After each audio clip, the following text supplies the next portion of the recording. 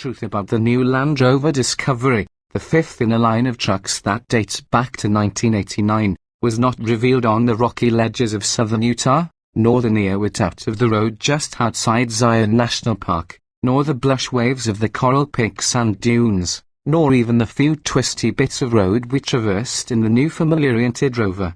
Although the vehicle acquitted itself admirably in all of these circumstances, the essential truth of this 5 or 7-seat utility came instead from Massimo Frasella, the car's exterior designer, over after-dinner drinks and cigars at a posh resort bunker in the southern Utah hinterlands. The old Discovery was an example of industrial design. The new one is a car design, he said. As if to highlight this point, Land Rover parked a version of each of the 5 generations of Discovery on a rock stage outside of our hotel. The first 2 generations were, as Frasella says, industrial, simple folded metal around mechanicals now so rudimentary and old that we're convinced most of their lubricants are whale-based. The second 2, called LR3 and LR4 here in the United States, are softened versions of the same basic box, modernized and bedecked with luxury doodads but essentially electric typewriters in a computerized world. The 5th version, which goes on sale in June, doesn't look a bit like those machines.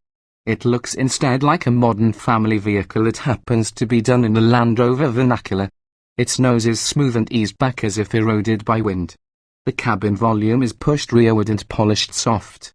The rear end is most unusual. The rear corners are not corners at all but are wider radius curves. It looks, from the rear view, not so much like a Discovery or any other SUV, but like a cargo-carrying cartoon spaceship piloted by the good guys. Land Rover has applied to the new vehicle some characteristic Discovery cues such as the step roof and the center rear license plate location. But the roof's rise is so gentle as to go basically unnoticed. And the odd placement of the plate is pure affectation since there's no rear-mounted spare tire or eccentric clamshell toe-piece tail and liftgate necessitating the location. Disposition follows form, and its revolutionary appearance is emblematic of its comportment. The new Discovery is now built from the same aluminium-intensive structure as the Range Rover and the Range Rover Sport. That, according to Land Rover, helps the new Ute drop roughly 830 pounds compared with a similarly equipped LR4. While we'll need to get one on our scales to verify that number, the latest Range Rover did not deliver on its claimed mass reduction when we weighed it. The diet helps explain the new Disco's improved fuel economy, up 1 mile per gallon in the city and 2 on the highway compared with the last LR4 equipped with the same supercharged 3.0-litre V6 engine and 8-speed automatic transmission. At 16 miles per gallon city and 21 highway, the new Discovery still lags behind competitors from Audi, BMW, and Volvo, but it's an improvement. Land Rover also claims a nearly on a second quicker 0 to 60 mph run compared with the LR4. That structure has also helped the Discovery join the modern era of family transport. We have vivid recollections of the old Discovery scaring us silly on twisty roads. It handled like a tall building that was standing on its tippy toes, and was drunk, and also suffering from an ear infection. The new one actually kind of handles. In fact, the new Disco's body control is better than the Range Rover's, evidencing none of the tippy feeling that characterizes the first few degrees of roll or dive of the pricier model. And that's without any sacrifice in ride quality. We drove only versions with the optional air spring suspension, so we can't yet speak to the standard steel coil setup. The electric assist steering system commands the front tires with reasonable fidelity. There's a largish dead spot on center that can cause some busyness on the highway, particularly in heavy crosswinds.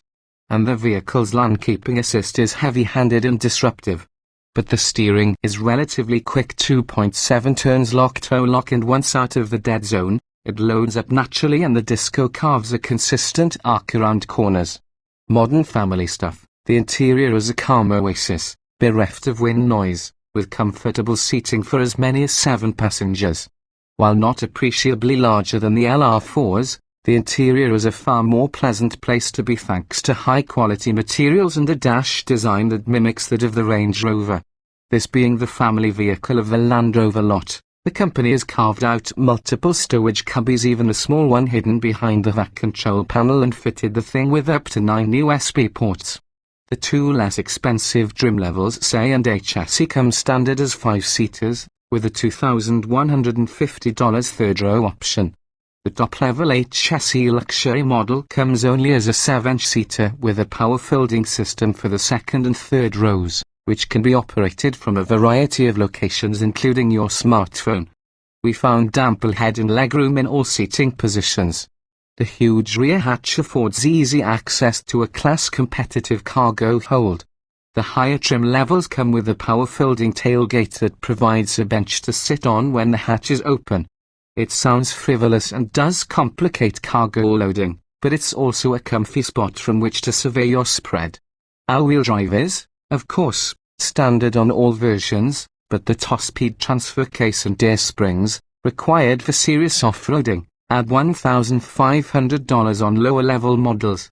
An additional off-road package, including an electrically locking rear differential and all-terrain progress control, a sort of off-road cruise control, tax on another $1,250. Powering Discovery. All Discovery models come standard with the 340 horsepower supercharged 3.0-litre gas V6, familiar from the LR4 as well as a large number of other Jaguar Land Rover products. It mates to the excellent ZF 8-speed automatic. The gas engine puts out more horsepower and torque than competitors' engines, but isn't exactly the smoothest or most pleasant-sounding lump, in part because it's made from a 90-degree V8 with 2 empty cylinders. HSE and HSE luxury versions are available with a 254 horsepower 3.0-litre turbodiesel V6, nabbed from the Range Rover. Were we planning to do a lot of off-roading, we might pay the extra $2,000 for the diesel, since you can ease into the plentiful torque when the going gets slow.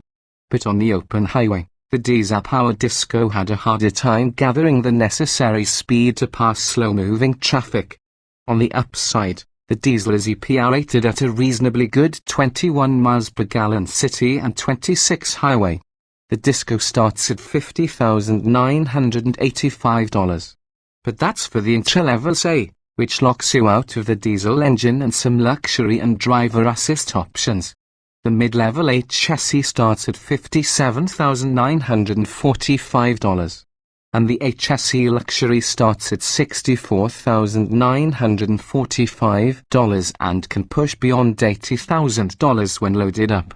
Those prices are not appreciably higher than those of the LR4 that the Disco replaces. And for that money, buyers will get a much more pleasant, much more modern conveyance. Surely, some Rover aficionados will eschew the new Disco and its smooth, modern ways. But we suspect a much larger number of folks will consider purchasing a new Disco than any of the previous ones.